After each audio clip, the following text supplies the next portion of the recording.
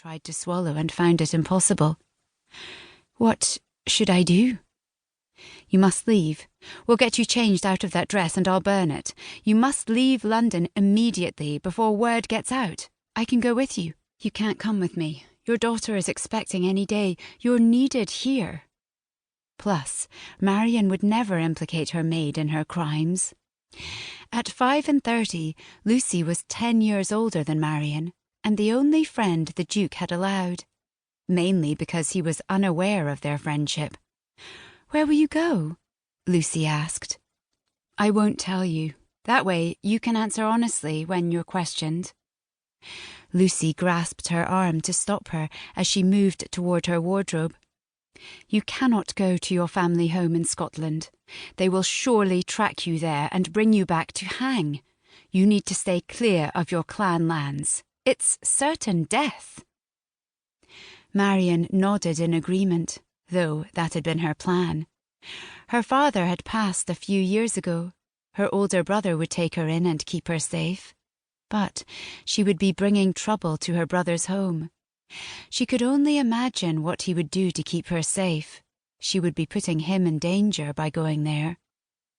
She needed to find another place of refuge, somewhere she wouldn't be expected to go. Thoughts of her younger sister came to mind, but she pushed them away. Her relationship with Kenna had always been strained. Her father and stepmother had been a constant wedge between them, saying things to make sure Kenna felt like she had less worth because, to their standards, she wasn't as pretty as Marian. After their mother died, Marian had been raised for one purpose only, and that was to be wed to an English nobleman.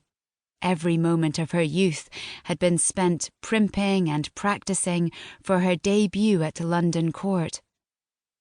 Her Scottish tongue had been twisted until she was able to form her words with the correct English flair. She'd done everything that was expected of her, foregone the fun her younger sister and brother seemed to have, running wild in the Highlands, with nothing but mischief on their minds. Yet, despite being the well-trained, obedient daughter, she'd been tricked into this nightmare of a life with a man who'd despised her very existence. A man she'd killed. The thought fired her into action. If she wanted to live, she needed to flee London, and the only place she knew was Scotland. She'd head for the border and figure out the rest if she made it that far.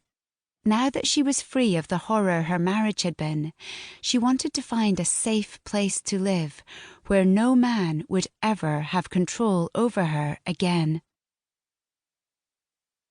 Cameron MacKinlay heaved another large rock into the cart, making the horse snort and shy. Letting out a breath, he frowned at the blisters across his palms and wiped the sweat from his brow. "Damn Lachlan!" Cam shook his head and picked up the shovel to loosen the next rock so it could be loaded. Despite the cursing, it was his own fault he was loading rocks. If he'd not refused to follow his laird's orders, he would be back at Dunardry Castle, sitting down at the midday meal. Instead, he had hard bannocks and ale to look forward to. Still, he'd rather face hard labour and poor fare than be forced into marriage merely to satisfy a clan alliance. Aye, it was done all the time in the Highlands. In fact, Lachlan himself had married his wife, Kenna, because of such a thing. But Cam didn't want to marry. War chiefs did not always come home to their families after battle. He knew it well enough. When he was 9, his own father, the war chief of Clan MacKinlay at the time, had not come home. His father had been a good man, but duty called for him to take risks. He'd been a war chief first and foremost, a husband and father second, as his position demanded. Now Cam was in that same position, and he didn't want to see the worry in a woman's eyes, as he had his mother's. He didn't want to abandon a family if death claimed him. When he became the war chief of Clan MacKinlay,